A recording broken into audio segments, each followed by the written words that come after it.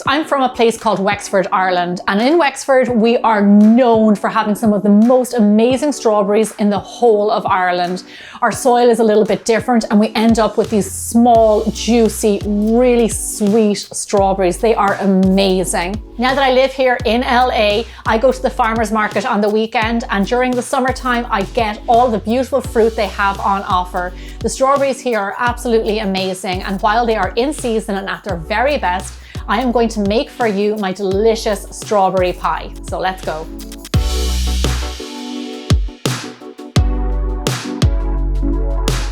So the star of the show here is obviously this lovely big punnet of strawberries. So what you want to do is wash them, and then we're just going to take off the hull. I have a little bit of a pet peeve when it comes to taking off the hull. I just do the hull and I leave all of the lovely strawberry. I can't stand when I see people chop them and leave half of the strawberry attached to the hull. So you just want to half these, quarter them. They're going to cook down really well. So as I cut these, I'm just going to throw them in my nice big mixing bowl here. So there's a few reasons why you want to buy fresh berries like strawberries in season. Number one, they're at their cheapest in the summertime, so you get way more for way less. Number two, the flavor is better, they look better, they're juicy, they're sweet. When you buy them in October, which we all have done, you buy these big strawberries and they can be a little bit watery and they don't have that lovely, beautiful flavor that we know and love from strawberries. So try and buy them in season as best you can. And a little trick of what I do, when I go to the farmer's market, I buy extra while they're in season. I take off the hulls, I pop them in the freezer, and then I have frozen ones for Georgie, for smoothies, for putting into desserts, whatever you like. When making a strawberry pie, however, I do use fresh strawberries rather than frozen, because frozen can let out a little bit too much liquid and we don't want that. So use fresh strawberries. So here I have a lovely big bowl of summer strawberries. Now here is my secret ingredient when it comes to strawberry pie. Now a lot of you know that strawberries can be a little bit watery, and you want something in your pie to soak up that water, because otherwise it can be kind of soggy.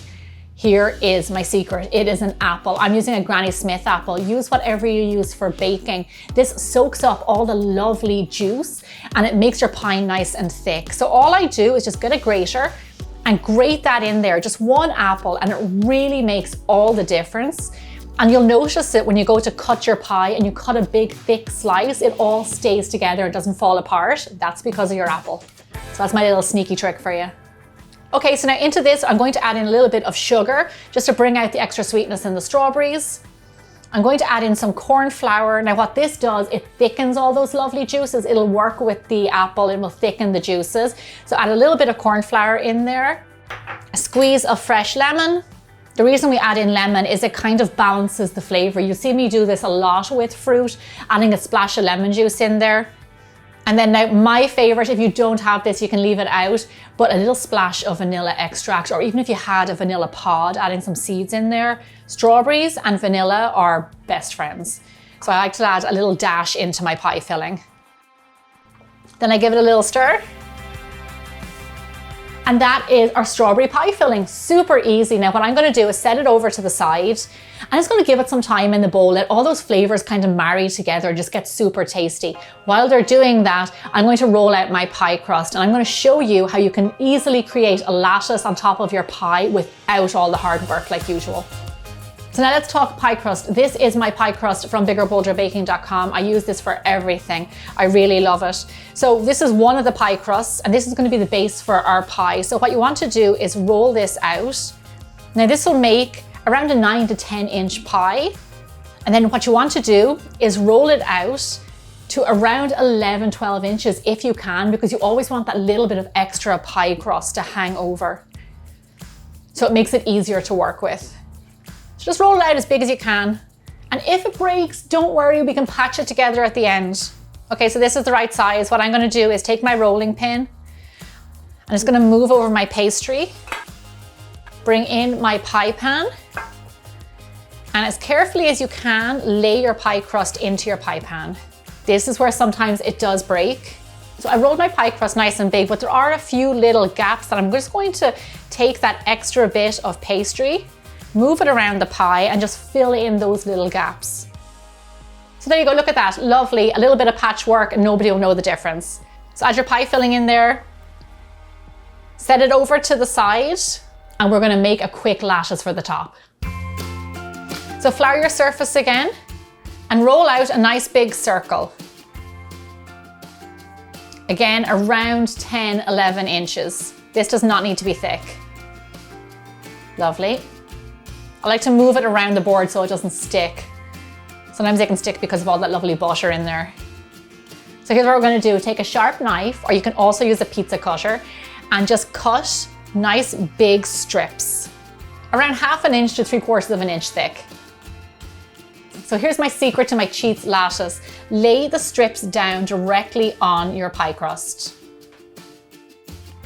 Do one layer, and then what we're going to do is, rather than do all of that weaving that takes a lot of attention to detail and time, which sometimes I don't think I have, I'm gonna lay the other strips going the other direction directly on top. So you don't have to do all of that little bit of going back and forth. So you still get that beautiful look, but you don't have to go through all that work. Gorgeous, there you go, a beautiful lattice on top of a pie. No one's gonna know the difference. What I like to do is just egg wash it, so it bakes up golden brown. And then just sprinkle over a little bit of sugar onto the crust.